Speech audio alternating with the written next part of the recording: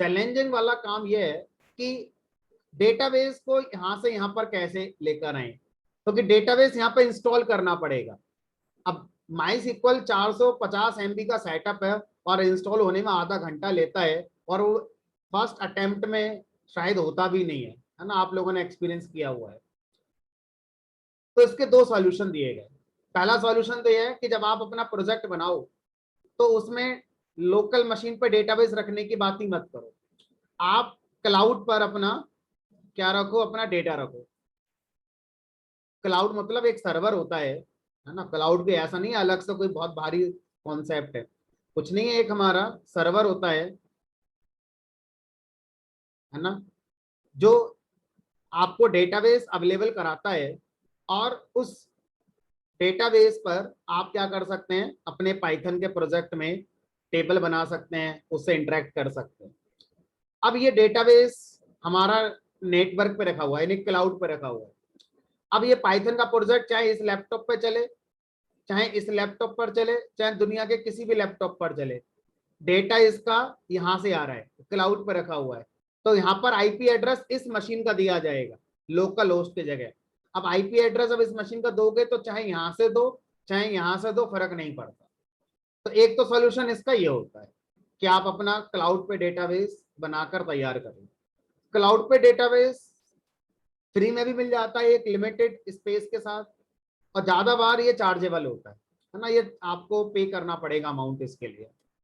तो ज्यादातर लोग इससे बचना चाहते हैं, ठीक है, क्योंकि अगर अगर इंटरनेट नहीं हुआ इंटरनेट नहीं हुआ तो आपका प्रोजेक्ट नहीं चलेगा, क्योंकि जब भी प्रोजेक्ट चलेगा इंटरनेट, एक्टिव कनेक्शन इंटरनेट का चाहिए ही चाहिए। अगर ये नहीं हुआ तो प्रॉब्लम आ जाएगी। तो अगर मैं इंडस्ट्री पॉइंट ऑफ व्यू से देखूं तो भाई ये बहुत मिनिमम रिक्वायरमेंट है कि इंटरनेट तो होना ही चाहिए। लेकिन अगर मैं कॉलेज वाले पॉइंट ऑफ व्यू से देख रहा हूं, और जिस मशीन पर ये प्रोजेक्ट चलाने की बात कही जा रही है, वहां पर डेटाबेस इंस्टॉल करने का भी बड़ा चैलेंज आ रहा है। हो सकता है उन्होंने सिक्योरिटी परमिशन लगा रखी हो कि आप कर ही नहीं पाएंगे, और मान लो इंटरनेट है, स्लो स्पीड है, तो वगैरह वगैरह फैक्टर होते हैं कि आपका प्रोजेक्ट फिर भी ना चल पाए। तो इसका दूसरा सॉल्यूशन बनाया गया। दूसरा सॉल्यूशन है हमारे पास, एक लाइट वेट डेटाबेस आता है।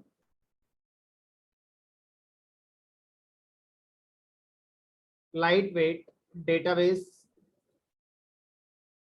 आता है, उसका यूज करो।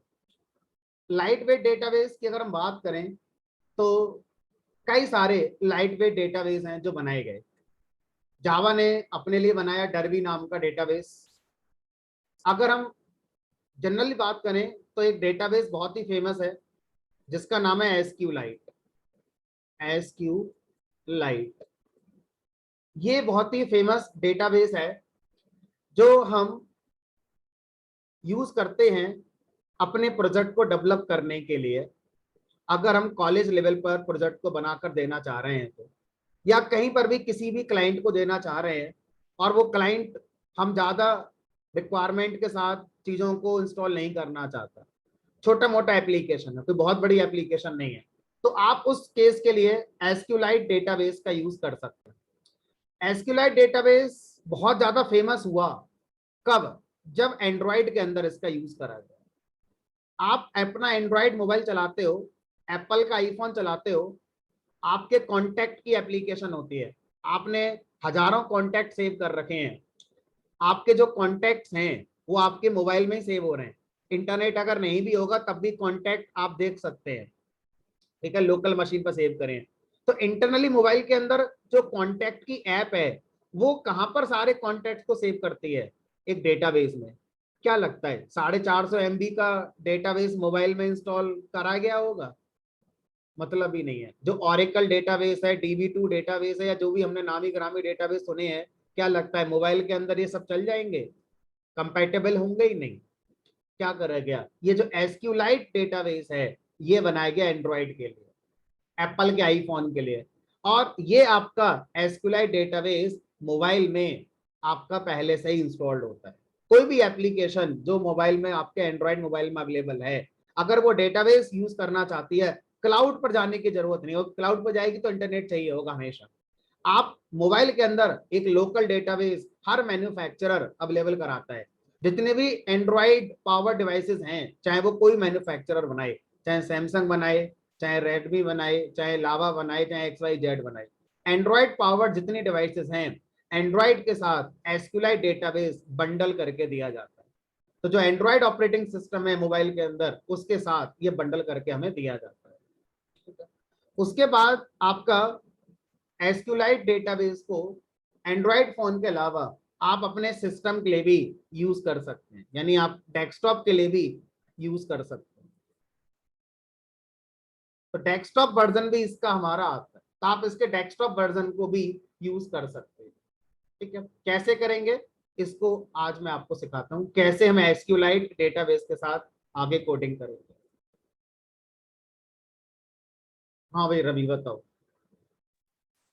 सर ये एंड्रॉयड और उसमें आईफोन में तो यूज कर लेते हैं तो सर वो जो छोटे छोटे फोन होते हैं जिसमें मतलब मल्टीमीडिया नहीं सपोर्ट होता है, उसमें भी तो नंबर उम्बर स्टोर होता है, तो वो कैसे? मुझे आइडिया नहीं है, मुझे आइडिया एंड्रॉइड का था, क्योंकि एंड्रॉइड मैंने पढ़ाई थी पहले कभी, तो मुझे उसका आइडिया है कि एंड्रॉइड में भी एसक्यूएलाइट डेटाबेस यूज होता है। बाकी छोटे मोटे जो फोन होते हैं उनका आइडिया नहीं है, एक बार देखना पड़ेगा, कुछ ना कुछ इसके इक्विवेलेंट डेटाबेस होता ही होगा, है ना, ये नहीं होगा तो इसके इक्विवेलेंट होता होगा, बट उसका आइडिया है नहीं मुझे। वो चलिए बात करते हैं आगे। तो कैसे हम इस काम को कर सकते हैं, तो इस काम को करने के लिए हमसे कहा गया कि आपको अलग से कोई भी सेटअप डाउनलोड करने की जरूरत नहीं है। देखो सबसे पहला एडवांटेज, जीरो कॉन्फ़िगरेशन। किसी भी लैपटॉप पर जिसमें पाइथन इंस्टॉल्ड है, पाइथन के होते ही आप एसक्यूएलाइट डेटाबेस को यूज करने के लिए तैयार हो जाते हैं। आपको अलग से कुछ और करने की जरूरत नहीं है। जीरो कॉन्फ़िगरेशन, जैसे माइस्क्वेल का सेटअप डाउनलोड इंस्टॉल किया था, ऐसा करने की कोई जरूरत नहीं है। अगर आपने पाइथन इंस्टॉल करी है तो आप तैयार हैं एसक्यूएलाइट डेटाबेस को यूज करने के लिए। कैसे करेंगे देखते हैं।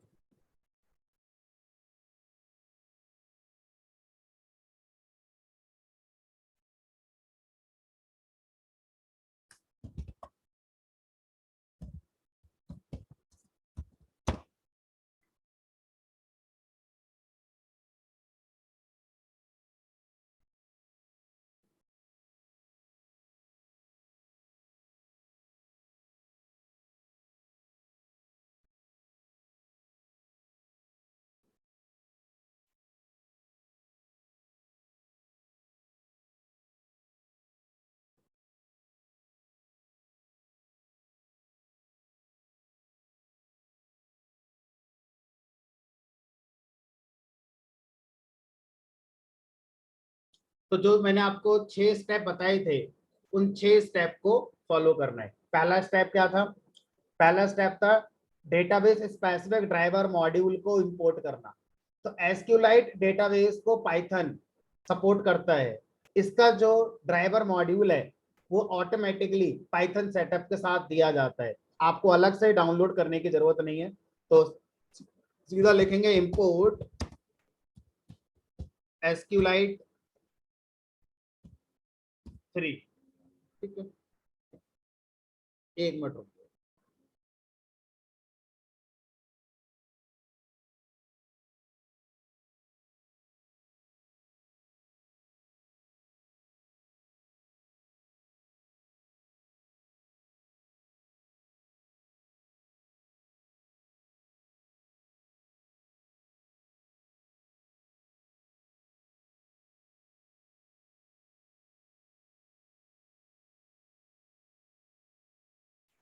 इंपोर्ट करा एसक्यूएलाइट 3 डेटाबेस को, तो 3 इसका एक वर्जन है जो रिप्रेजेंट कर रहा है, तो इंपोर्ट एसक्यूएलाइट 3 एसक्यूएल कर लो। अब जैसे वहां पर हम कनेक्शन क्रिएट करते थे, यहाँ भी कनेक्शन क्रिएट करेंगे, एसक्यूएलाइट एसक्यूएल डॉट कनेक्ट। अब यहाँ पर आप क्या पास करते थे? Host, user name, password. तो ये जो डेटाबेस है अनसिक्योर्ड डेटाबेस है ना, मैंने क्या बताया, ये हम लोग कहाँ यूज करते हैं? लोकल डिवाइस पे चलाने के लिए हम यूज करते हैं। ठीक है, तो यहाँ पर यूजर नेम, पासवर्ड, होस्ट, इन सब की कोई जरूरत नहीं है। क्यों नहीं है? क्योंकि एसक्यूएलाइट डेटाबेस क्लाइंट सर्वर कंप्यूटिंग को सपोर्ट नहीं करता। तो सुनिए, SQLite database client server computing को सपोर्ट नहीं करता। एक मशीन पर अगर SQLite डेटाबेस रखा हुआ है तो उसी मशीन पे चलने वाले जितने प्रोग्राम हैं वो उसका यूज कर सकते हैं, दूसरी मशीन पे चलने वाले प्रोग्राम किसी भी तरह से यूज नहीं कर सकते। जैसे MySQL है, वो क्लाइंट सर्वर कंप्यूटिंग सपोर्ट करता है, किसी भी लैपटॉप पर MySQL को, ऑरेकल को इंस्टॉल कर दो और उसका IP एड्रेस, पोर्ट नंबर बताकर किसी भी सिस्टम से उसे एक्सेस आप कर सकते हो। ऐसा SQLite में नहीं होता, इसलिए तो ये लाइट वेट है, लाइट वेट अनसिक्योर डेटाबेस, इस तरह से आप इसको कह सकते हैं। ठीक है, तो कनेक्ट फंक्शन में तो फिर लिखे क्या, यूजर नेम नहीं, होस्ट नहीं, पासवर्ड नहीं, पोर्ट नंबर नहीं। तो आप SQLite डेटाबेस जब बनाएंगे तो एक फाइल बनकर आपके सिस्टम में तैयार होगी और वो फाइल ही SQLite डेटाबेस की टेबल कंटेन करेगी। तो वो जो फाइल है उस फाइल को हम क्या बोलेंगे, ये मेरा डेटाबेस है। तो उस डेटाबेस का क्या नाम होगा, वो कहां पर क्रिएट होगा, वो आप यहाँ बताएंगे। कैसे, डेटाबेस आर्गुमेंट का यूज करेंगे और जो डेटाबेस है वो आप क्रिएट कर रहे हैं और वो डेटाबेस एक फाइल में क्रिएट होगा। तो वो फाइल जो डेटाबेस वाली होगी वो कहाँ बनेगी, उसका आप पाथ बताइए कि आप ई ड्राइव में बनाना चाहते हैं, सी में बनाना चाहते हैं, करंट वर्किंग डायरेक्टरी में बनाना चाहते हैं, जहां बनाना चाहते हैं वहां बना दें। तो मान लीजिए मैंने यहाँ पे डेटाबेस का नाम कर दिया, जो आप देना चाहते हैं वो दे दो। तो मैंने 532 MySQL में दिया था, यही मैं यहाँ दे देता हूँ। आप जो चाहें वो दे सकते हैं, ऐसा नहीं कि यही देना। ठीक है, ये इंडिपेंडेंट है उससे। तो मैंने 532 और ये ध्यान रखना, ये डेटाबेस एक फाइल को रिप्रेजेंट करेगा। तो यहाँ पर जो डेटाबेस बना रहे हो उसका एक एक्सटेंशन देना। क्या एक्सटेंशन है, SQLite। तो जनरली यहाँ पर प्रेफर करते हैं एक्सटेंशन देना SQLite। ठीक है, आप जो चाहें वो फाइल का एक्सटेंशन दे सकते हैं। क्या होगा, इस नाम का डेटाबेस फाइल क्रिएट हो जाएगा, अगर है तो उसके साथ कनेक्शन बन जाएगा। तो ये लाइन दो काम करेगी। पहला काम, इस पाथ पे रखी जो SQLite डेटाबेस की फाइल है उसके साथ आपका कनेक्शन क्रिएट कर दे ये लाइन, और अगर ये डेटाबेस एग्जिस्ट नहीं करता है तो ये डेटाबेस क्रिएट हो जाएगा। 2 in 1 नेचर है यहाँ पर। तो मेरे पास तो अभी है ही नहीं, तो ये बन रहा है, तो डेटाबेस बनकर तैयार हो। अब क्या करोगे, अब डेटाबेस बन गया, देखें जाके, हमने कहा देखो एक बार जाके करंट डायरेक्टरी के अंदर 532 समथिंग करके ये बन गया। ये आपकी फाइल बनकर तैयार होगी, 0 KB की फाइल है। इसी के अंदर आपकी टेबल बनेगी। कहाँ है टेबल, बनानी पड़ेगी। कहाँ से बनाएं, प्रोग्राम से आप बना सकते हैं, कनेक्शन डॉट कर्सर। क्योंकि टेबल बनाने के लिए क्रिएट टेबल कमांड लिखनी पड़ेगी। कोई भी क्वेरी जो भी लिखनी है वो कर्सर पे चलेगी। तो कर्सर क्रिएट करोगे, कर्सर मैंने क्रिएट कर दिया। अब वहां पर क्या था, MySQL में आप टेबल ऑलरेडी एक्सटर्नली बनाकर आ गए थे, तो आपको अपनी क्वेरी जो लिखनी पड़ी वो इंसर्ट डिलीट अपडेट करने की लिखनी पड़ी। लेकिन यहाँ पर डेटाबेस आपने अभी कनेक्ट किया है, अभी टेबल आप बनाएंगे, उस टेबल में आप अपने कॉलम्स वगैरह सब बताएंगे। तो इस काम को करने की जो क्रिएट टेबल कमांड होती है वो कर्सर पे चलेगी, वहां भी चल सकती थी, है ना। कर्सर डॉट एग्जीक्यूट, क्या लिखोगे, टेबल, क्रिएट टेबल, टेबल का नाम जो आप देना चाहते हैं, मान लीजिए एम्प्लॉय नाम की बना दो, क्रिएट टेबल एम्प्लॉय। उसके बाद कॉलम का नाम, क्या नाम दें कॉलम का, जो आप देना चाहो, एम्प्लॉय आईडी। प्राइमरी की बनानी है तो एसक्यूएल वही रहेगी, डेटाबेस कोई भी आ जाए एसक्यूएल वही रहेगी, एसक्यूएल में चेंज नहीं होगा। चेंज जो होता है वो आपका होगा डेटा टाइप में।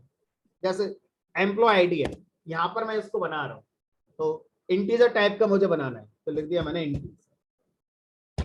प्राइमरी की बनाना है तो यहाँ स्पेस देकर प्राइमरी की आप लिख सकते हो, प्राइमरी। उसके बाद मुझे एम्प्लॉय का नेम देना है। अब वहां पर वैरकैर था, यहाँ वैरकैर की जगह टेक्स्ट है, आप टेक्स्ट देंगे। ठीक है, इसी तरह से आप सैलरी देना चाहते हैं, सैलरी दे सकते हैं। ठीक है, मान लो सैलरी कॉलम इंटीजर टाइप का दे दिया। तो अब ये जो टेबल है, ये टेबल आपकी बनकर तैयार हो जाएगी। ठीक है, अब यहां पर जो एग्जीक्यूट मेथड है वो इंटीजर वैल्यू वापस नहीं करता, जबकि माई एसक्यूएल में एग्जीक्यूट मेथड काउंटिंग वापस करता था, यहां पर एग्जीक्यूट मेथड कभी भी इंटीजर वापस नहीं देगा। ठीक है, क्या वापस करेगा? कर्सर जो अपडेट हुआ है वो कर्सर का रेफरेंस ही वापस दे देगा। ठीक है, तो हमें यहाँ पर जो मिलेगा वो कर्सर का अपडेटेड रेफरेंस मिलेगा, ना कि इंटीजर नंबर ऑफ जो काउंटिंग आती थी अफेक्टेड रोज की, वो नहीं मिलेगी यहाँ पर। उसके बाद कनेक्शन डॉट क्लोज, कमिट नहीं करना है, कॉन डॉट कमिट ये भी करना है, ये तो करना ही है।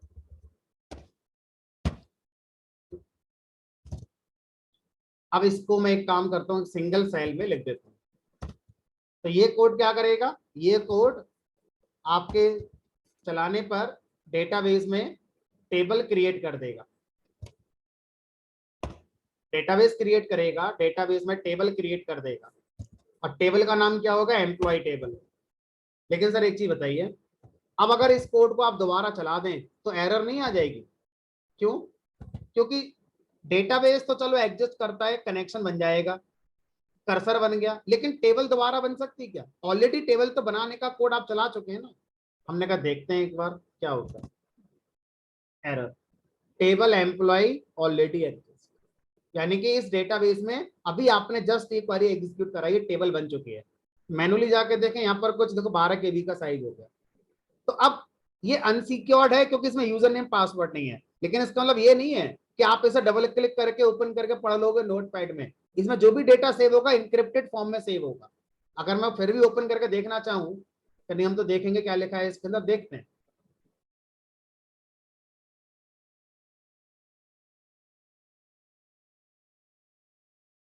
देख लो,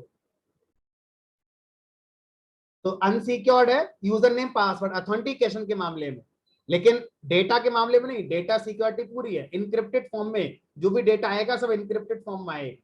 जितनी भी टेबल होंगी सब यहीं पर उसी तरह से ये कोड लिखा होगा हर टेबल के लिए, क्योंकि डेटाबेस एक ही बनेगा। अब एक डेटाबेस में जितनी चाहे उतनी टेबल आप बना सकते हैं, हमने एक बना दी। अब सर ये एक्सेप्शन आ गई, तो इसका कोई सॉल्यूशन है? हमने कहा हाँ, एक काम करते हैं, इस कमांड को यहाँ लिख देते हैं, ट्राई और एक्सेप्ट के साथ लिख देते हैं।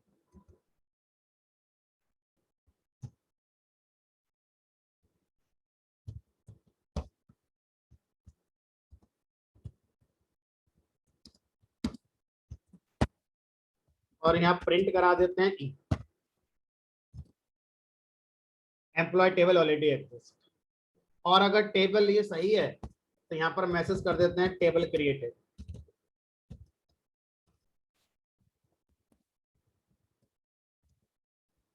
अब सोचो थोड़ी देर के लिए मैं टेबल का नाम ईएमपी की जगह ईएमपी बंद कर दूं, तो पहली बार बन रही है टेबल क्रिएटेड। दोबारा चलाओगे एक्सेप्शन आएगी, एक्सेप्ट में चला जाएगा, और जो एक्सेप्शन आएगी वो मैंने हैंडल करी है, और जो एक्सेप्शन आई थी उसको मैंने हैंडल करके उसी को प्रिंट कर दिया, table AMP one already exist. तब जो हमारा मैसेज आ रहा था रेड रेड, वो यूजर फ्रेंडली नहीं था। अब ये यूजर फ्रेंडली आप चीजों को मैसेज से हैंडल कर पा रहे हैं, तो एक्सेप्शन हैंडलिंग इंपॉर्टेंट फैक्टर हो जाएगा यहाँ पर। अब मान लीजिए यहाँ पर हमें क्या करना है, आगे बढ़ना है कि सर ठीक है यहाँ तक समझ में आ गया, दो टेबल बन गई हमारी। दोनों टेबल कहाँ बनी होंगी? इसी डेटाबेस के अंदर। फिर से सर ओपन करके दिखाओ, तो कोई मीनिंग नहीं है ओपन करके दिखाओ वाले का। जो भी है यहाँ पर दोनों टेबल हैं, ईएमपी टेबल भी है, ईएमपी वन टेबल भी है। अभी मैं रिकॉर्ड इंसर्ट कर दूंगा, वो भी सब यहीं पर आएंगे, सब इनक्रिप्टेड है ये। अब ये फाइल आराम से पेन ड्राइव में कॉपी करके ले जाओ, सेंड टू जहां ले जाना है, प्रोजेक्ट के साथ साथ इस फाइल को लेकर चलो अभी। ठीक है, फिलहाल आगे बढ़ते हैं। ये हमारा बनकर तैयार हो गया। अब हमें क्या करना है? अब हमें रिकॉर्ड इंसर्ट करना है। तो इतना कोड तो लिखेंगे लिखेंगे, कर्सर बन गया, क्वेरी को एग्जीक्यूट करेंगे। तो हम एक काम करते हैं, सीधा यूजर से इनपुट लेकर रिकॉर्ड इंसर्ट करते हैं, क्योंकि इंसर्ट क्वेरी हमें आती है। इंसर्ट क्वेरी या कोई भी क्वेरी दो तरह की है, पैरामीटराइज और नॉन पैरामीटराइज। तो कुछ नया सीखते हैं ताकि हम आगे बढ़ते भी जाएं और नया भी सीखते जाएं। तो रादर देन कि पहले मैं एक स्टैटिक इंसर्ट क्वेरी चलाऊं सोनू मोनू वाली, सीधा यूजर से इनपुट लेके चलाते हैं। तो यहाँ पर एम्प्लॉय का नेम यूजर से इनपुट कर लिया मैंने, एंटर, एम्प्लॉय नेम, एम्प्लॉय की आईडी इंटीजर टाइप की बनाकर यहाँ पर मैंने कर ली, एंटर एम्प्लॉय आईडी।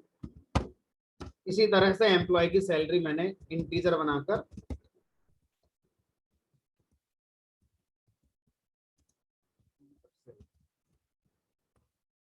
अब कर्सर पे क्वेरी एग्जीक्यूट करेंगे, यहाँ लिखेंगे कर्सर डॉट एग्जीक्यूट, और एग्जीक्यूट के अंदर यहाँ लिखेंगे अपनी insert query, insert into table name EMP values. अब यहाँ पर मैंने बताया था कि अगर मैं पैरामीटराइज्ड क्वेरी चलाऊंगा तो इसमें डेटाबेस पैरामीटर यूज करेंगे। माई एसक्यूएल में डेटाबेस पैरामीटर परसेंटेज एस से रिप्रेजेंट होता था, एसक्यूएलाइट डेटाबेस में डेटाबेस पैरामीटर क्वेश्चन मार्क से रिप्रेजेंट होता है, ऑरेकल के अंदर भी क्वेश्चन मार्क से रिप्रेजेंट होता है ना।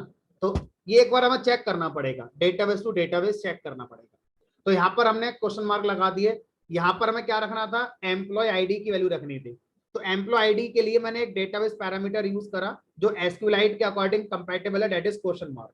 यहाँ पर मुझे क्या रखना था, एम्प्लॉय नेम रखना था, क्योंकि आपने जो टेबल बनाई है उसमें पहले आईडी है, फिर एम्प्लॉय का नेम है, फिर उसकी सैलरी है। तो यहाँ पर हमने आईडी की जगह डेटाबेस पैरामीटर, नेम की जगह डेटाबेस पैरामीटर, सैलरी की जगह डेटाबेस पैरामीटर।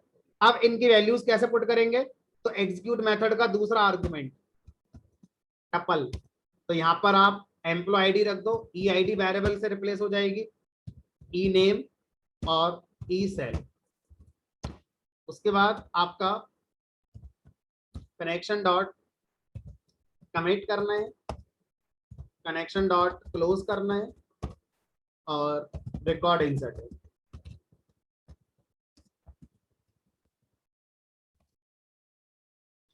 तो एम्प्लॉय आईडी, एम्प्लॉय नेम मान लो सोनू, एम्प्लॉय आईडी मान लो 101, एम्प्लॉय सैलरी मान लीजिए मैंने कर दिया यहाँ पर 10,000, रिकॉर्ड इंसर्ट। अब वो लोग सर दिखाओ जाके कहाँ है, तो इसका कोई इंटरफेस नहीं है, एसक्यूएलाइट डेटाबेस जीरो कॉन्फ़िगरेशन है, जो भी है प्रोग्राम में। अब आप एक कोड बना दो प्रोग्राम में जो क्या करेगा, हमारा सेलेक्ट क्वेरी चलाकर रिकॉर्ड को फैच करने वाला काम करेगा, ठीक है। तो मैंने इसको दोबारा रिकॉर्ड चलाया, Monu employee ID 102, salary 5,000, 2 record insert हो गए। अब आप चाहते हैं सर जो रिकॉर्ड इंसर्ट होना है टेबल में दिखाइए, तो क्या क्या होना है इंसर्ट।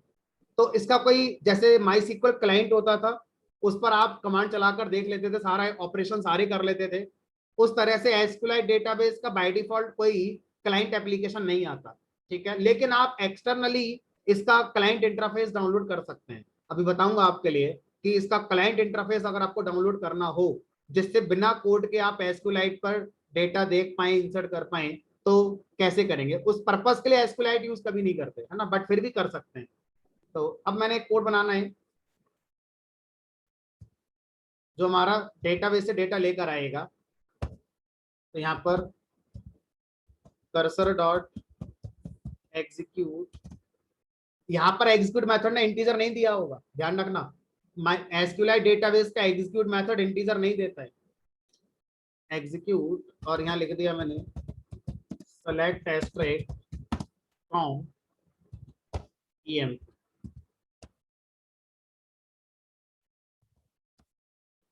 एक एक रो फैच कर लेते हैं, फॉर रो इन कर्सर,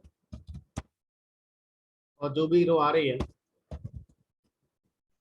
उसको प्रिंट कर देते हैं, कनेक्शन को क्लोज करते हैं। 2 रिकॉर्ड आ गए। अब इसको रन कराओ, इधर से एक इंसर्ट हो जाएगा, उसे चला देना, वहां से पता चल जाएगा। गलत हो गया, एम्प्लॉय नेम 201, चलो अब जो भी है।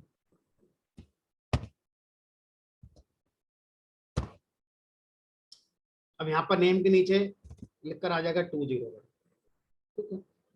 चलिए, तो इस तरह से हम ये अपने low level project, low budget project, है ना, या प्रैक्टिस करने के लिए जो प्रोजेक्ट बनते हैं उसमें हम इजीली इन डेटाबेस का यूज कर सकते हैं। अब अगर मैं डेटाबेस आपको दे दूं, चलो अभी एक्सपेरिमेंट करते हैं ताजा ताजा एकदम। ये डेटाबेस अगर मैं आपको अभी शेयर कर दूं और आप अपने लैपटॉप पर यही कोड लिख दें, बिल्कुल सेम, आप इतना कोड लिखेंगे बस, आपको टेबल बनाने की या सब करने की जरूरत नहीं है। ऑलरेडी मैं आपको फाइल दे रहा हूं डेटाबेस वाली, उसमें टेबल ऑलरेडी है। तो ये कोड आपके सिस्टम में अगर लिख दिया जाए और ये कोड इस फाइल के साथ इंटरेक्ट करे तो इसकी सारी टेबल एक्सेस कर सकते, बड़ी आसानी से इस काम को कर सकते हैं। मैं जूम के चैट बॉक्स में इसको अटैच कर रहा हूँ, तो कोई अगर चलाकर अभी देख सकता है तो देख देख लो भाई।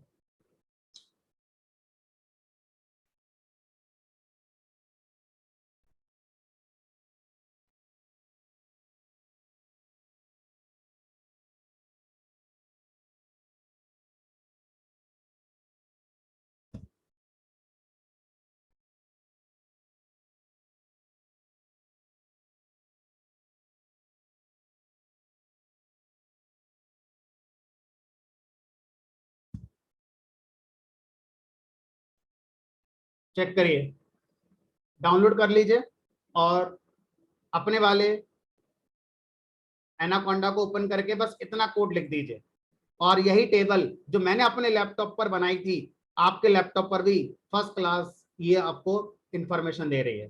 तो इजी टू कैरी, ये इसका सबसे बड़ा मेन एडवांटेज होता है जो हम एसक्यूएल डेटाबेस का यूज करते हैं। जब तक आप कोड लिखो उधर अपना चला कर देखो जो भी देख रहे हैं, है ना, क्योंकि सारे लोग तो आप नहीं देखोगे, 51 में से अभी 30 लोगों का तो माई सिक्वल इंस्टॉल ही नहीं हुआ होगा, है ना, ये फैक्ट है ना? बाकी 20 में से 10 लोग ही करके देखोगे, चलो उन्हीं 10 पर हम बात करेंगे आगे। अब अगर हम इसका क्लाइंट इंटरफेस की बात करें कि क्लाइंट इंटरफेस इसका कहां से मिलेगा, क्योंकि हर काम प्रोग्राम के थ्रू करना पड़ रहा है, टेबल को देखना, उसके रिकॉर्ड को देखना, है ना। अगर मुझे प्रोग्राम के थ्रू करना होगा तो कैसे करेंगे?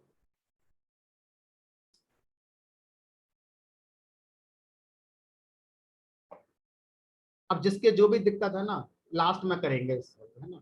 जब क्लास स्टार्ट हुई थी तभी मैंने सबसे कहा था किसी की प्रॉब्लम तो नहीं है, तब किसी ने नहीं पूछा। अब बीच में आप कह रहे हो सर मेरी दिक्कत आ रही है, पहले क्लास करने देते हैं, लास्ट में समय फिर से दे देंगे, जिसकी जितनी समस्याएं रह गई हैं आप सॉल्व कर लेना, ठीक है।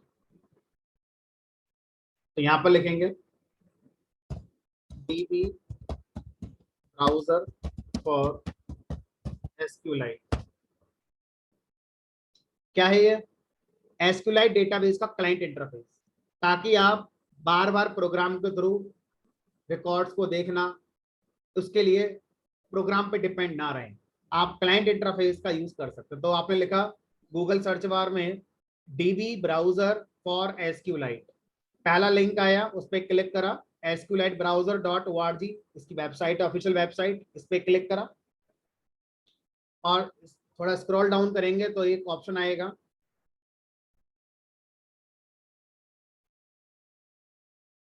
ये आ रहा है वर्जन 3.12, इस पर क्लिक कर दीजिए। उसके बाद ये आपको अलग अलग इंस्टॉलर दिखाई दे रहा है, विंडोज के लिए अलग है, लाइनेक्स के लिए अलग है, मैकबुक के लिए अलग है। तो ये मैकिंटोश वालों के लिए है, तो ये हमारे काम का नहीं है। अगर हम विंडोज की बात करें तो विंडोज में देखो कौन सा मिलेगा हमारा, ये 32 बिट वालों के लिए है, ये 64 बिट वालों के लिए। तो जिनका 32 बिट मशीन है वो ये वाला ऑप्शन क्लिक करेंगे, और जिनका 64 बिट है वो ये करेंगे। तो मेरा 64 बिट है तो मैं इस वाले को क्लिक कर रहा हूँ, इस पे क्लिक करेंगे, डीबी ब्राउजर फॉर एसक्यूएलाइट 3.12, और ये इंस्टॉलर, ठीक है, स्टैंडर्ड इंस्टॉलर, इस पर क्लिक कर दिया मैंने। ओपन सोर्स है, फ्री ऑफ कॉस्ट, कोई अकाउंट नहीं बनाना, कोई पे नहीं करना, सीधा क्लिक करो आ जाएगा। मात्र 17-18 MB का है, और माई एसक्यूएल 450 MB का था।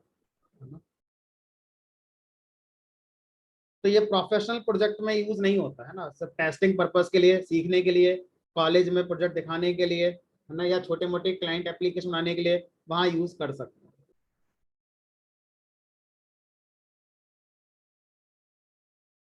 तो ये इसका सेटअप है, इस सेटअप को आप डबल क्लिक करिए।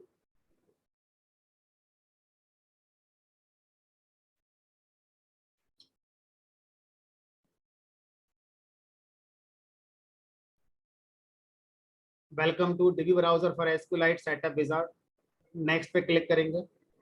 एक्सेप्ट करना ही होगा। नेक्स्ट पे क्लिक कर दिया। अब यहाँ पर एसक्यूएलआई डेटाबेस को लॉन्च करने के लिए इसको आप क्या करेंगे, इसका शॉर्टकट क्रिएट कर लीजिए डेस्कटॉप पर, ठीक है, नहीं तो फिर ऑल प्रोग्राम्स के अंदर जाकर आपको ढूंढना पड़ेगा, समय ज्यादा लगेगा। तो डेस्कटॉप पर मैंने इसका शॉर्टकट तैयार कर लिया, ठीक है। नेक्स्ट पे क्लिक कर दिया, नेक्स्ट पे क्लिक कर दिया, इंस्टॉल कर दिया।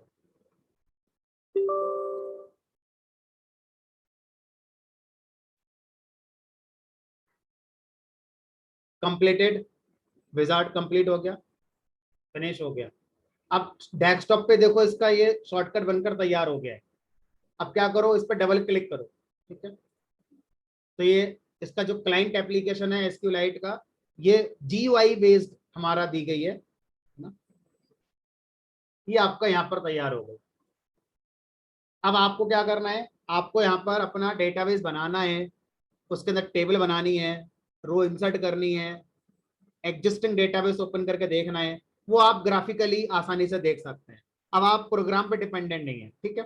तो अब आप डेटाबेस जो बना हुआ है उसको ओपन करना चाहते हैं, तो ओपन डेटाबेस पे क्लिक करेंगे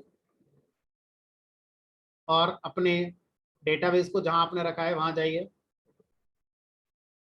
ये आपने यहाँ पर सेलेक्ट कर लिया। अब ये दिखा रहा है कि इस डेटाबेस में दो टेबल है, ईएमपी टेबल है और ईएमपी वन टेबल है। तो जीयूआई के थ्रू आसानी से आप समझ पा रहे हैं। अब ईएमपी टेबल का डेटा देखना है, ईएमपी टेबल को सेलेक्ट करो और यहाँ पर ब्राउज डेटा का ऑप्शन आएगा, ब्राउज डेटा, इस पर क्लिक करेंगे तो ये हमारा डेटा आ गया, ठीक है। अब अगर मान लीजिए मैं यहाँ पर दोबारा से कोई रिकॉर्ड इंसर्ट करता हूं,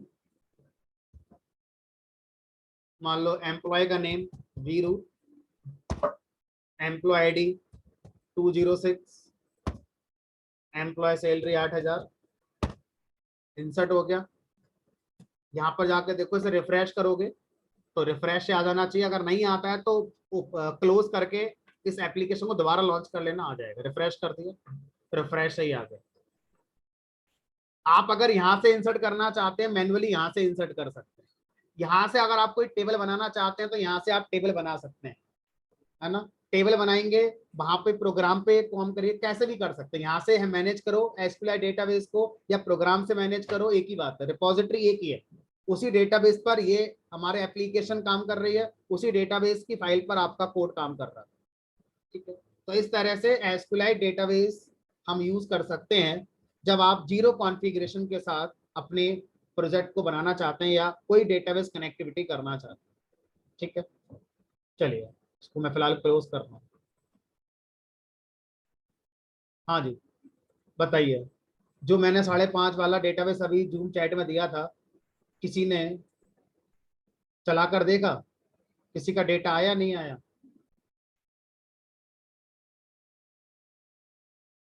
ये वाला कोड किसी का सक्सेस हुआ या नहीं? नहीं सर, नहीं होगा। एक का हुआ बस, दो का हो गया। अब सोचिए कितना फनी एनवायरनमेंट हो जाएगा। हम एक प्रोजेक्ट बना रहे हैं, उस प्रोजेक्ट में आधा काम मैं करूंगा, आधा काम आप करेंगे। मैंने अपना काम करके जितना डेटा टेबल में रखना था वो सब मैंने रख दिया। अब आप उसी प्रोजेक्ट पे आगे काम करेंगे तो वही डेटा के साथ आगे बढ़ेंगे। मैं आपको क्या करूंगा, सब वो डेटाबेस की फाइल शेयर कर दूंगा, जूम पर, व्हाट्सएप पे, ईमेल कर दूंगा, आप उसे डाउनलोड करके अपने लैपटॉप पर उस पर आगे काम करो। कितना फनी और कितना इजी एनवायरनमेंट हो गया सीखने के लिए, ठीक है। चलिए, तो इस तरह से हम यहाँ पर ये कर पा रहे हैं, ठीक है। किसकी प्रॉब्लम थी, जो पूछ रहे थे अभी पूछ लीजिए। अगला टॉपिक शुरू करेंगे अब हम, उससे पहले अभी भी किसी की कोई प्रॉब्लम है डेटाबेस से रिलेटेड, पूछ लीजिए, है ना।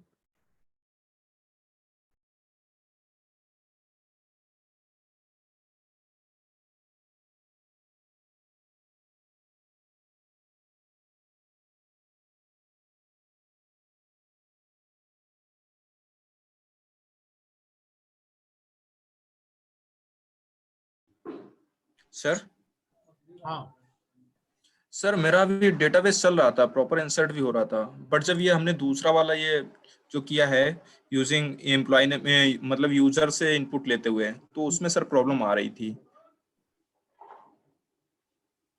क्या प्रॉब्लम आ रही है, दिखाओ, शेयर करो। सर अब तो वो मैं एक बार सर शेयर कर रहा हूँ आपको।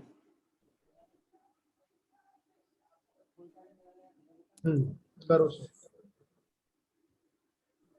सर विजिबल है अभी? हाँ हाँ, सर ये है। चलाओ दिखाओ। सर बस इसमें कुछ हो ही नहीं रहा है। नहीं तो एक रिस्टार्ट कर दो ना कर्नल इसका, सर किया था। शट डाउन करके रिस्टार्ट कर दो।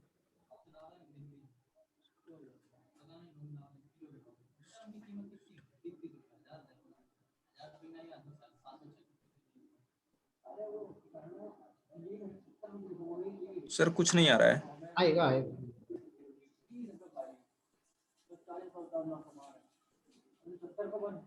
प्रोसेसिंग हो रही है। आप एक काम करो, यस सर। इन दोनों कोड को कॉपी करके नए जुपिटर फाइल, नया नोटबुक फाइल ओपन कर लो। Okay sir. फाइल में जाओ, new file, new, one second sir. Jupyter के फाइल में, जुपिटर के फाइल में जाओ। जुपिटर का फाइल मेन्यू जो आ रहा है ऊपर, सर दिख नहीं रहा है। फाइल मेन्यू ऊपर, हाँ यही आ तो रहा था, जहां पर ये ऑप्शन आ रहे हैं सारे, रन का ऑप्शन जहां आता है उसके ऊपर देखो, उसके ऊपर लेफ्ट में जाओ, सबसे कॉर्नर में लेफ्ट में, हाँ क्लिक करो फाइल को, इस प्लस से भी आ जाएगा। वो कोड कॉपी करके पेस्ट कर दो।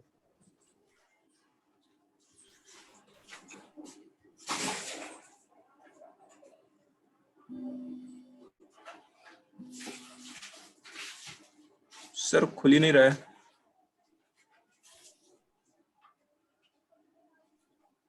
कनेक्शन लॉक हो जाएगा। एक काम करो, कमांड प्रॉम्प्ट से इसे टर्मिनेट कर दो, सारे ये टैब क्लोज कर दो, ब्राउजर के कमांड प्रॉम्प्ट से क्लोज कर दो।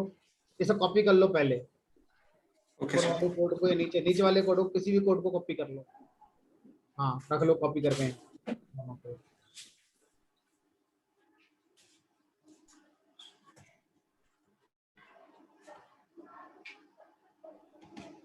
प्रोडक्शन में जब कोड दिया जाता है तो डेस्कटॉप एप्लीकेशन बनाएंगे तो exe फाइल बनाकर देंगे, और अगर आप वेब पे डिप्लॉय करेंगे तो वेब सर्वर पे रखा जाएगा। तो वेब वाला पोर्शन जेंगो जब आपका कोई अगर होगा तो उसमें पढ़ेंगे, ठीक है। और exe फाइल कैसे बनाएंगे ये मैं आपको सिखाऊंगा। जब प्रोजेक्ट बन जाएगा, उस प्रोजेक्ट की डिस्ट्रीब्यूशन करी जाएगी, तो exe फाइल बनाकर उसको डिस्ट्रीब्यूट किया जा सकता है। तो exe फाइल में पैकेज भी रहते हैं जो हम लोग थर्ड पार्टी पैकेज इंस्टॉल करते हैं। इसमें हम ये ऑप्शन दे सकते हैं, जब exe फाइल अब एक्सट्रैक्ट होगी तो सिस्टम में डिपेंडेंसी चेक करेगी, डिपेंडेंसी अगर नहीं होगी तो इंटरनेट कनेक्शन की डिमांड करा जाएगा। और जब पिप इंस्टॉल कमांड है, पिप इंस्टॉल कमांड को हम कोड के थ्रू रन करवाएंगे रादर देन कमांड प्रॉम्प्ट। हम एक प्रोग्राम बनाएंगे, एक स्क्रिप्ट लिखेंगे, वो स्क्रिप्ट अपने अंदर से जितनी डिपेंडेंसी है उनको इंस्टॉल करेगी। डेटाबेस आपके सिस्टम में होना चाहिए, है ना। माई सिक्वल अब वो कमांड हमारा लेकर नहीं आएगी, तो जो लाइब्रेरीज हैं वो हमारा जो exe फाइल बनेगी जब एक्सट्रैक्ट होगी तो वो इंस्टॉलेशन टाइम पर आपको इंपोर्ट कर देगी सारे। जो सॉफ्टवेयर को चाहिए होगा अलग से वो आपको फिर चाहिए होगा। सर चल गया। सर अभी इसके आगे प्रॉब्लम आ रही है सर, ये एक बार और देख लीजिए। चलो चलो।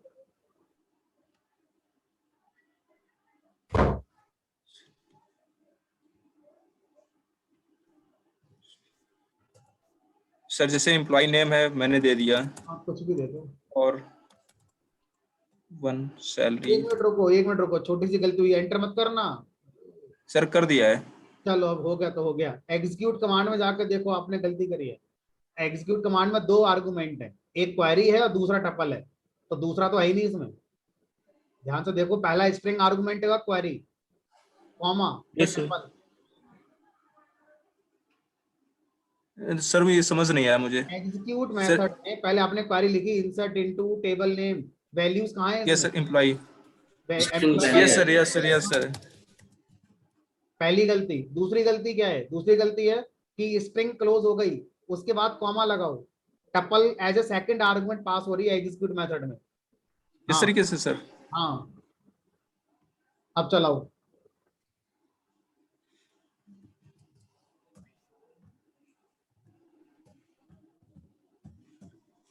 यस सर, हो गया। चलिए, और थैंक यू सर। प्रॉब्लम भाई? सर हाँ जी, पूछिए। सर ये SQLite 3 ये डिफॉल्ट डाटाबेस प्रोवाइडेड ये जेंगो है ना सर? ये जेंगो का डिफॉल्ट डाटाबेस है ना SQLite 3 सर? जहाँ पाइथन है वहां पर है, जेंगो नहीं। तो कहीं पर भी, चाहे वो जेंगो हो, चाहे पाइथन हो, चाहे पाइथन अगर जहाँ भी है वहां पर ये डिफॉल्ट है। अच्छा सर, ओके। जेंगो में भी यूज करो, बेटर ऑप्शन है। हमेशा यही यूज करने की सलाह देते हैं जब आप कॉलेज लेवल पर कोई भी काम करते हैं, क्योंकि आप अपने प्रोजेक्ट को आसानी से कॉलेज के मशीन पर चलाकर दिखा पाओगे। वरना आपने कोई और डेटाबेस लगा लिया तो फिर कहीं और दिखाने के लिए बहुत एफर्ट और मेहनत करनी पड़ती है, और फिर वो ना के बराबर ही हो जाती है।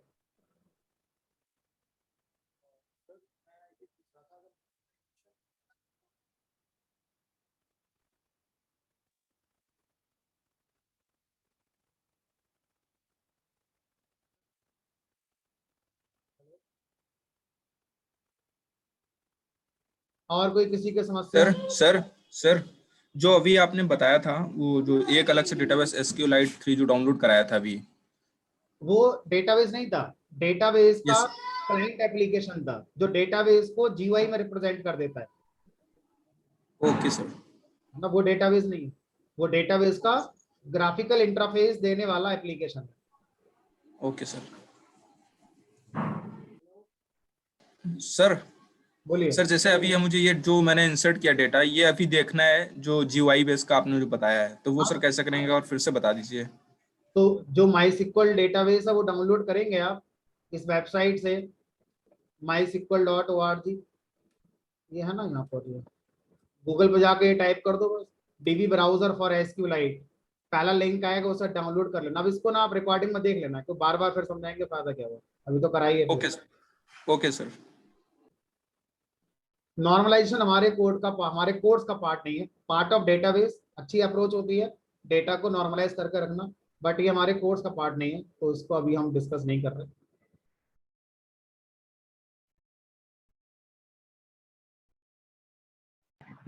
सर मेरा भी एरर आ रहा था, लाइक जो शेयर कोड करिए। था ना, एग्जीक्यूट वाला कोड, उसमें मेरा भी एरर आ रहा था, तो एक बार आप अपने देख लैपटॉप की स्क्रीन शेयर कर दीजिए।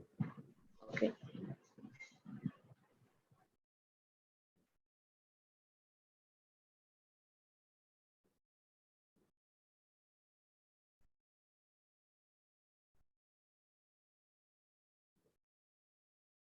एग्जीक्यूट की स्पेलिंग गलत लिखी है, कर्सर डॉट एग्जीक्यूट, EXECUTE, अभी भी गलत है। हम्म हम्म, ठीक है, गलत है, अभी सिंटैक्स गलत है। एग्जीक्यूट मेथड में insert into table name values, जो आपके डेटाबेस पैरामीटर्स हैं उनके बीच में कॉमा आएगा, डेटाबेस पैरामीटर्स के बीच में question mark comma question mark comma question mark.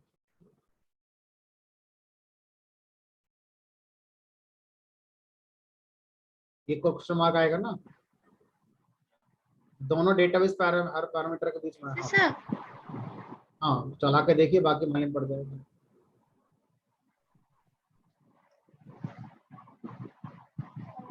नहीं चल रहा हूँ। टेबल का नाम सर गलत है, XP। नहीं, अभी तो सर टेबल का नाम अगर गलत है ना, तो ये एरर तो बात की बात आएगी। चलो, चल गया। अब आपकी जो एक्सेप्शन आएगी वो कुछ दूसरी आएगी। नहीं अगर चला sir. Sir salary sir tuple में जो दिया गया है कि सर नहीं, अभी तो इनकी जो एरर आ रही है वो सिंटैक्स एरर है। वो चीजें जो आएंगी वो सर एक्सेप्शन। ये पैरामीटर गलत सर है, ई सेल देना है, ESAL। और सर यहाँ ESL लिखा हुआ है।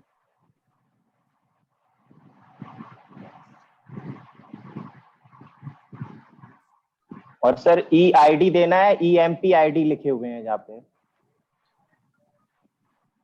क्या है? हाँ, ये वेरिएबल का नाम आपका EID है ना, ये वेरिएबल का नाम है आपका EID। हाँ यही है। हाँ, नेम है पहले। यहाँ पे एम्प्लॉय आईडी लिखना। और एक काम करो ना, जो एम्प्लॉय आईडी है वो इंटीजर की रखी है ना आपने ऊपर टेबल में, तो उसे इंटीजर में हाँ कन्वर्ट भी करिए। आप इनपुट फंक्शन से जो EMP आईडी ले रहे हैं वो स्ट्रिंग हाँ में, उसे इंट में हाँ कन्वर्ट, जैसे सैलरी कन्वर्ट हो रही है इसी तरह से इसे भी कन्वर्ट करो एम्प्लॉय आईडी के लिए, एम्प्लॉय आईडी के लिए। और ये नहीं, एम्प्लॉय आईडी, ये नहीं, अच्छा अच्छा, एक सेकेंड अभी करती हूँ। इसको वैसे ही कर दो।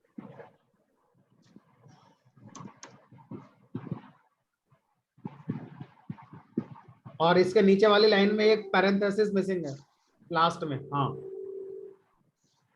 बस अब चलाओ। सर अभी एमपी नेम, अभी भी एरर आएगी। सर ये एमपी नेम वो गलत है सर। चलो एक्सेप्शन आएगी अब। ऊपर जो आपने क्वारी लिखी है उसमें EMP नेम की जगह ई नेम है, या तो वहां EMP नेम कर दो या यहाँ ई नेम कर दो। हाँ यहाँ पे यहाँ EMP नेम कर दो ना, यहाँ पर EMP नेम। ओके।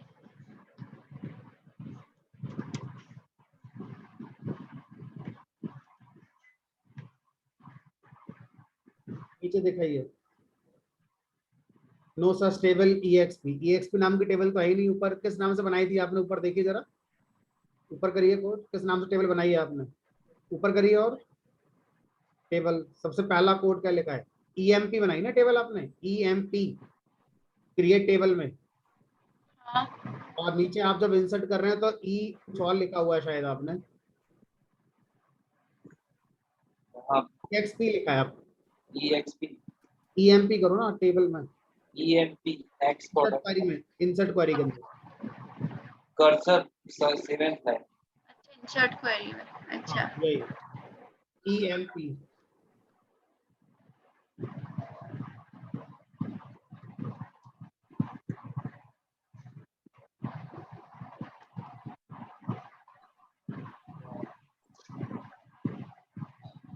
तो टेबल पता नहीं किस नाम। ऊपर वाला कोड एक बार रन करा का, ऊपर वाला सेल रन नहीं हुआ है मुझे लग रहा है, यही वाला। हाँ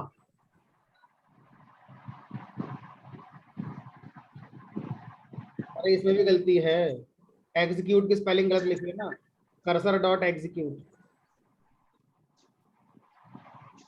चलाइए, ठीक है, अब नीचे वाला चलाइए।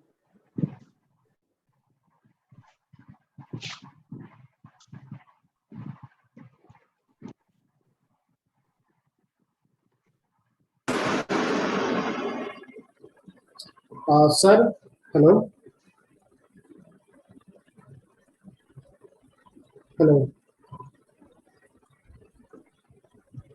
बताइए सर क्या पूछा। सर इसमें कुछ ऑटो कंपाइलेशन का वो प्लगइन्स नहीं आता या फिर एक्सटेंशन, किस चीज का, ऑटो कंप्लीट वाला जो एक्सटेंशन सर होता है या फिर जो प्लगइन्स आते हैं जिसके थ्रू वो कोड ऑटो कंप्लीट का कुछ फीचर्स आ जाता है, तो वो सर जुपिटर लैब में होता नहीं है क्या वो चीज? होता होगा, क्यों नहीं होता होगा, यूज करना हमें आना चाहिए, टैब की का यूज करना आना चाहिए, उससे आ जाता है हमारा। शॉर्टकट है ये तो, शॉर्टकट के लिए पूछ रहे हैं ना, कुछ शॉर्टकट काइंड ऑफ। नहीं सर, ऑटो कंप्लीशन जैसे विजुअल स्टूडियो को प्रिंट पी लिखिए फिर इंटर मार दीजिए तो प्रिंट हो जाता है। चलिए होता होगा, तो ये तो मुझे लगता है नॉर्मल चलता ही है। अगर हम कोड लिखते हैं तो आप किसी भी चीज को आप ऑटो कंप्लीट करा सकते हैं, माइट भी अलग सा प्लगइन भी आता हो, है ना, मैंने कभी एक्सपीरियंस लिया नहीं इसका, जरूरत पड़ी नहीं कभी इसकी। चलिए और कोई किसी का क्वेश्चन कोई।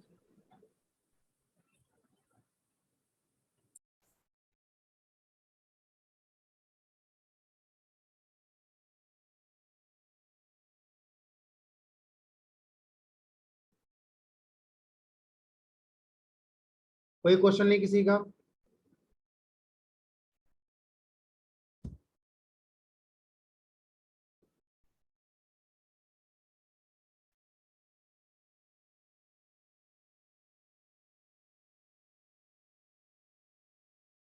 चलिए जिनका रन हो गया अच्छी बात है, नहीं हुआ है कोई बात नहीं है।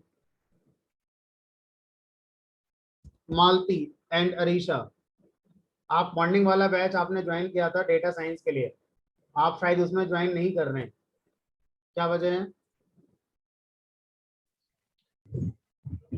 सर मैंने आपको बता दिया था कि मैं वो ज्वाइन नहीं करूंगी अब। तो यस आप सर। कंटिन्यू नहीं करेंगे ना उस वाले बैच में अब? No sir. ठीक, सर आपको मैंने टेक्स्ट किया था। Okay fine.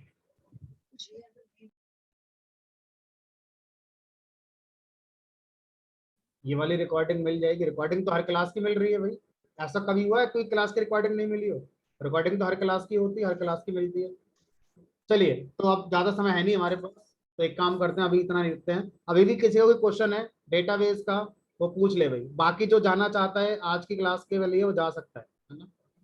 फ्राइडे को क्लास होगी हमारी, फ्राइडे को नया टॉपिक स्टार्ट करेंगे फिर। तो जिसकी प्रॉब्लम रह गई है अभी भी पूछ ले, है ना, आगे मत करना कि सर मेरा ये नहीं हुआ, मेरा वो नहीं हुआ। अभी 20 मिनट हमारे पास हैं, जिसको जितना पूछना है पूछ लो।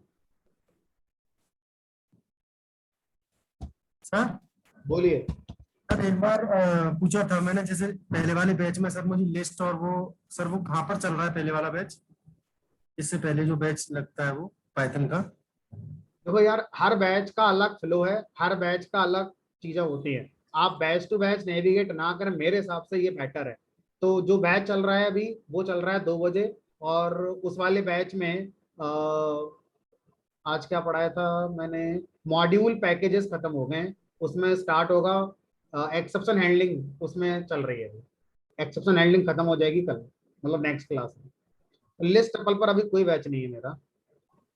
Okay sir, okay sir. तो बेटर है अपनी बैच की रिकॉर्डिंग देख लीजिए, उससे पढ़िए, क्योंकि हर बैच का पढ़ने का तरीका, हर बैच में नंबर ऑफ स्टूडेंट्स का लेवल अलग अलग होता है। जरूरी नहीं है जो मैंने आपको पढ़ाया है वही चीज उनको पढ़ाई है, या जो एग्जाम्पल मैंने आपको समझाए हैं वो एग्जाम्पल उन्हें दिए होंगे। हर बैच अलग अलग है ना, तो अपने बैच का रिकॉर्डिंग पढ़ो, मेरे हिसाब से वो बेटर है। Okay sir. चलिए।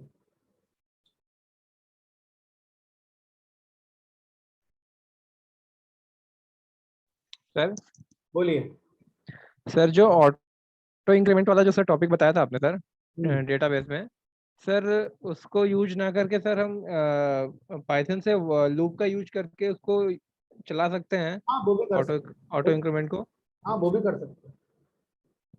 ऐसा हम जनरली तब करते हैं जब हमें लगता है कि हमारा जो कोड है वो frequently database to database port हो रहा है, और माइट भी कुछ डेटाबेस में ऑटो इंक्रीमेंट कॉलम ना हो, तो उस केस में फिर हमें क्या करना होगा, प्रोग्राम के थ्रू ही अपना ये काम कराना पड़ता है। कर सकते हैं। Okay sir, thank you.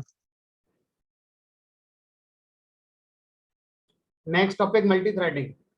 2 topic बचे हैं आपके पाइथन में, मल्टी थ्रेडिंग और टीके इंटर। नेक्स्ट वीक आपका कोर्स पूरा हो जाएगा। सर सॉकेट, क्या चीज? सर सॉकेट एक टॉपिक है ना सर पाइथन में? हमारे कोर्स में सॉकेट नहीं है, आप अलग से पढ़ना चाहते हैं पढ़ सकते हैं, बट हमारा जो करिकुलम है उसमें सॉकेट प्रोग्रामिंग नहीं है। सर वो तनेश सर कह रहे थे हाँ क्या चीज? नहीं पढ़े, मतलब जो जेंगो हम लोग को पढ़ाते हैं, हाँ सॉकेट वॉकेट नहीं पढ़े। सॉकेट आप अपने लेवल पढ़ लीजिए, सॉकेट के नोट्स आपको मैं शेयर कर दूंगा, ठीक है? Okay sir. सर सॉकेट है क्या ये जी? बेसिकली इसका यूज सर बेसिकली इसका ब्रीफ कर दीजिए, सॉकेट प्रोग्रामिंग होती क्या है, तो थोड़ा समझने में आसानी रहेगी। हाँ, तो जब भी हमारे पास 2 एप्लीकेशन होती हैं, ये एक हमारा एप्लीकेशन है, आसान भाषा में समझिए, ये कोई एक प्रोग्राम है और ये एक प्रोग्राम है। अब ये प्रोग्राम एक दूसरे से डेटा एक्सचेंज करना चाहते हैं, यहाँ से डेटा यहाँ जाना चाह रहा है, यहाँ से डेटा यहाँ आना चाह रहा है, ये 2 प्रोग्राम आपस में कम्युनिकेट करना चाहते हैं। तो जब 2 प्रोग्राम के बीच में हम लोग कम्युनिकेशन या डेटा एक्सचेंज करना चाहते हैं, तो उसके लिए कॉन्सेप्ट आता है हमारा सॉकेट का। तो ये प्रोग्राम एक सॉकेट बनाएगा। सॉकेट एक बफर होता है जो नेटवर्क में हमारा कनेक्शन क्रिएट करने के लिए यूज किया जाता है। तो जब भी 2 प्रोग्राम नेटवर्क का यूज करके कम्युनिकेट करते हैं, तो दोनों प्रोग्राम अपने एंड पर सॉकेट बनाते हैं। इसने एक सॉकेट बनाया अपना, इस प्रोग्राम ने अपना एक सॉकेट बनाया। सॉकेट एक बफर की तरह समझ सकते हैं। अब यहां से मैंने हेलो रखना है, तो जो हेलो होगा वो इस सॉकेट पे आएगा, जो हेलो मैसेज है वो इस सॉकेट पे जाएगा, और इस सॉकेट से फिर ये हमारा ट्रांसमिट होकर इस सॉकेट पे जाएगा हेलो मैसेज, फिर ये वाला प्रोग्राम इस सॉकेट से उसको रीड कर लेगा, फिर यहां से डेटा जब जाएगा इस प्रोग्राम के पास तो ये अपने सॉकेट पे लिखेगा, और फिर वो डेटा इस सॉकेट पे आएगा और यहां से ये वाला प्रोग्राम रीड कर लेगा। इसका मतलब ये हुआ कि अगर मैं आपसे कहूं कि हमारा जो डेटाबेस कनेक्टिविटी में कनेक्ट फंक्शन था, ध्यान से समझिएगा, जो कनेक्ट फंक्शन था और ये मेरा डेटाबेस था, तो डेटाबेस भी तो एक प्रोग्राम ही था, तो कनेक्ट फंक्शन अपने अंदर से डेटाबेस के साथ कनेक्शन बना पा रहा था। ये दो प्रोग्राम हो गए, मेरा प्रोग्राम हो गया और ये डेटाबेस प्रोग्राम हो गया। तो इसका मतलब है कनेक्ट फंक्शन अपने अंदर से एक सॉकेट क्रिएट करा होगा और डेटाबेस भी अपने अंदर से एक सॉकेट क्रिएट करके लाया होगा। इसके थ्रू हमारा data communicate program to database, database to ये हो रहा है। इसी तरह से जब आप कोई वेब ब्राउजर चलाते हैं, ये आपका वेब ब्राउजर है, चाहे ये क्रोम हो, चाहे मोज़िला हो, चाहे फायरफॉक्स हो, है तो एक प्रोग्राम ही। ब्राउजर कोई हार्डवेयर तो नहीं होता, एक प्रोग्राम ही होता है। अब ये ब्राउजर फेसबुक चलाता है, तो फेसबुक कहाँ रखी है? फेसबुक आपके वेब सर्वर पे रखी हुई है, ये आपका वेब सर्वर पे रखी हुई है, और यहां पर ये आपका फेसबुक प्रोग्राम है। तो जब आप ब्राउजर से facebook.com लिखते हैं तो आपकी रिक्वेस्ट आती है फेसबुक के सर्वर के पास। तो ये तो बहुत हाई लेवल की बातें हो गई। लो लेवल पर अगर हम देखें तो ब्राउजर प्रोग्राम जिसने बनाया होगा उसने ब्राउजर के अंदर सॉकेट का कोड बना रखा होगा, यानी कि ब्राउजर एक सॉकेट क्रिएट करता होगा, और जिसने ये वेब सर्वर बनाया, वेब सर्वर भी एक सॉकेट क्रिएट करता होगा। ठीक है, और जो आप लिखते हैं facebook.com या कोई भी ब्राउजर जो किसी वेबसाइट को हिट करता है, इंटरनली वो उस वेब सर्वर के साथ जो कनेक्शन बनाता है, वो कनेक्शन कैसे बनता है? सॉकेट पे बनता है। तो जब भी आप नेटवर्किंग में दो प्रोग्राम के बीच में कनेक्शन क्रिएट करते हैं तो वो दो कनेक्शन का एंड पॉइंट क्या होता है? हमारा सॉकेट होता है। ठीक है, चाहे ये दोनों प्रोग्राम एक मशीन पर नेटवर्क बनाए लोकल होस्ट, चाहे ये दो प्रोग्राम अलग अलग मशीन पर नेटवर्क बनाए, उससे फर्क नहीं पड़ता। तो ये सॉकेट एक दूसरे के आईपी एड्रेस को शेयर करते हैं। तो अब सोचो कौन सा प्रोग्रामर सॉकेट प्रोग्रामिंग पढ़ेगा जिसने ब्राउजर बनाना है? तो हम में से कितने लोग ब्राउजर बनाने वाला प्रोग्रामर बनेंगे? या वो जो वेब सर्वर बनाएगा? हम वेब सर्वर नहीं बनाएंगे, हम वेब सर्वर पर चलने वाली फेसबुक बनाएंगे, या वेब सर्वर पर चलने वाला कोई जेंगो का प्रोग्राम बनाएंगे। हम लोग वेब डेवलपर हैं। वेब डेवलपर वेब सर्वर नहीं बनाते, वेब डेवलपर वेब सर्वर के ऊपर चलने वाली वेब एप्लीकेशन बनाते हैं। तो जिसने वेब एप्लीकेशन बनाना है उसको सॉकेट का कोई कंसर्न नहीं है, उसके लिए एब्स्ट्रैक्शन है। हाँ, अगर आप वेब सर्वर बनाते हैं तो डेफिनेटली आपको सॉकेट प्रोग्रामिंग आनी चाहिए। बिना सॉकेट प्रोग्रामिंग के आप वेब सर्वर क्रिएट नहीं कर सकते। लेकिन हमें वेब सर्वर क्रिएट नहीं करना है, वेब सर्वर के ऊपर चलने वाली एप्लीकेशन बनानी है। हमें ब्राउजर क्रिएट नहीं करना है, हमें ब्राउजर का यूज करके वेब सर्वर पर चलने वाली एप्लीकेशन को रिक्वेस्ट करना है। ठीक है, तो इस तरह से जैसे हमें इंटरप्रेटर नहीं बनाना। आप बोले सर हम पाइथन के प्रोग्राम को इंटरप्रेट पर रन करते हैं, हम पाइथन डेवलपर हैं, हम इंटरप्रेटर बनाना नहीं सीखना चाहते, हम इंटरप्रेटर पे चलने वाली जो पाइथन कोडिंग होती है उसको सीखने का कोर्स कर रहे हैं। तो आपको अपना एरिया पता होना चाहिए, आपको अपना स्कोप पता होना चाहिए। सब कुछ है दुनिया के अंदर, लेकिन एक टाइम पर सब कुछ आप नहीं सीख सकते। तो हमारा जो दायरा है, हमारा जो कोर्स है वो है कि इंटरप्रेटर पे चलने वाली एप्लीकेशन कैसे बनाई जाती है वो सीखना, ना कि इंटरप्रेटर कैसे बनेगा वो सीखना। इसी तरह से जेंगो कोर्स में हमारा ऑब्जेक्टिव शायद होगा वेब सर्वर पे चलने वाली एप्लीकेशन बनाना सीखना, ना कि वेब सर्वर को बनाना। अगर आप वेब सर्वर बना लेते हैं बहुत अच्छी बात है, नॉलेज कभी खराब नहीं जाती। ठीक है, तो ये एक सॉकेट का बेसिक इंट्रोडक्शन है। दो प्रोग्राम नेटवर्क के बीच में जब भी कम्युनिकेशन करते हैं सॉकेट के साथ कम्युनिकेशन करते हैं। इसलिए ऐसा कहा जाता है कि जब भी आप वेब का कोई भी कॉन्सेप्ट पढ़ेंगे सॉकेट का आइडिया होना चाहिए। लेकिन अगर आप देखते हैं तो आपके सामने पिक्चर तैयार है। सॉकेट जिसने वेब सर्वर बनाया वो सीखे, जिसने ब्राउजर बनाया वो सीखे। ना तो हम ब्राउजर बनाते हैं कभी, ना सर्वर बनाते हैं, इनका यूज करने वाले एप्लीकेशन बनाते हैं। तो हम हाई लेवल डेवलपर हैं, हम हाई लेवल वेब डेवलपर हैं। तो इसको अगर मैं दो पार्ट में तोड़ दूं वेब डेवलपर को, तो लो लेवल वेब डेवलपर हो गया, हाई लेवल वेब डेवलपर हो गया। हाई लेवल का काम है वेब एप्लीकेशन बनाना, लो लेवल वेब डेवलपर का काम होता है वेब सर्वर को मैनेज करना। चलिए फ्राइडे को मिलेंगे और फ्राइडे को हमारा नेक्स्ट टॉपिक होगा मल्टी थ्रेडिंग। तो ये भी ध्यान रखना जितने भी वेब सर्वर हैं ये मल्टी थ्रेडिंग का भी यूज करते हैं। तो बिल्कुल ये स्टेटमेंट भी सही होगा कि अगर आपको मल्टी थ्रेडिंग नहीं आती तो आप वेब के कॉन्सेप्ट को नहीं समझ सकते। लेकिन ये बहुत लो लेवल बातें हो गई हैं। आप कभी जेंगो में थ्रेड नहीं बनाएंगे। जेंगो जिस सर्वर पे रन होती है वो सर्वर मल्टी थ्रेडेड होता है, ठीक है। तो मल्टी थ्रेडिंग आपके कोर्स का पार्ट है, इसको डिटेल में अच्छे से पढ़ेंगे। सर ये इंटरव्यू में तो बहुत ज्यादा पूछा जाता है, क्या चीज? इंटरव्यू में तो सर इसके बहुत ज्यादा क्वेश्चंस होते हैं। पूछा जा सकता है एग्जैक्टली, मतलब देखो कह नहीं सकते ना सामने वाला क्या पूछना चाह रहा है क्या नहीं पूछना चाह रहा है। तो अगर हम कोर प्रोग्रामिंग में जा रहे हैं, वेब की कोर प्रोग्रामिंग में जा रहे हैं या लो लेवल प्रोग्रामिंग में जा रहे हैं, तो माइट भी हमसे पूछा जा सकता है। जावा के साथ ये ज्यादातर पूछा जा सकता है, but I don't think so कि पाइथन डेवलपर से ये क्वेश्चन पूछा जाएगा, क्योंकि पाइथन उस पर्पस के लिए बनाई नहीं गई है। पाइथन मतलब होता है आसान, दुनिया की सारी चीजें भूल जाओ और आपको हमने एक मॉड्यूल बनाकर दे दिया है, उसका यूज करो। और अगर अभी भी आप इंटरनल चीजों में इंटरेस्टेड हैं तो फिर पाइथन आप पढ़ी क्यों रहे हैं? फिर जावा पढ़ो, सी पढ़ो, सी में सारा काम आप नहीं करना है ना। तो बट नॉलेज अगर होती है तो कभी खराब नहीं जाती है। एग्जैक्टली अगर आप जानते हैं चीजों को तो जल्दी से रिलेट कर सकते हैं समझने के लिए। बट ऐसा नहीं है कि आना ही चाहिए तभी आप एक एप्लीकेशन बना पाएंगे। तो एप्लीकेशन डेवलपर के लिए ठीक है, आता है तो अच्छी बात है, नहीं आता है तो तब भी काम चल जाएगा। चलो फ्राइडे मिलेंगे नेक्स्ट टॉपिक के साथ मल्टी थ्रेडिंग।